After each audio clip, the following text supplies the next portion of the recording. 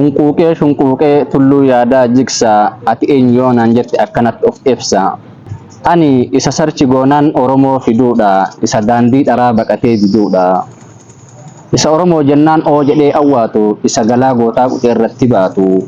Isa Oromoo jennaan dhugaan isaa dhiigu, isa dhugaa dhabee guyyaaf halkan fiigu. Isa Oromummaa isaa seeraan ala sarban, isa harkaaf harma muraniitiin darban. Isa dhugaa malee dhara hin marqine, isa qe'ee isaatti dharri hin margine.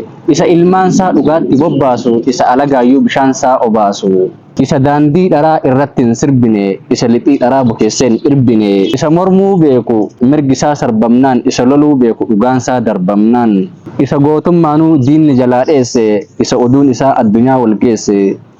Isa alaabaa jallootaa lafatti kuffise, isa Itoophiyaafuu nagaha mul'ise. Isa sirna gadaa addunyaa barsiise, isa murtii aadaa addunyaa barsiise. Isa waadaa isaa waadeesseen gurgurre, isa bakka gahee shurshureen kurkurre. Dhiira dhugaaf jecha gaaraa laga buutu, an ilma waaqooti waaqoo ilma guutu. Garuu nama dhugaan isaa jallannaan loluudha, nama itti tollaan qajeelee toluudha. Isa kajeellaadhaaf baheen diriirfanne, isa sodaadhaaf jedhee diinaan jilbiiffanne. Isa biyya tanaaf furmaata faluudha, isa injifannoo gonfatee galuudha.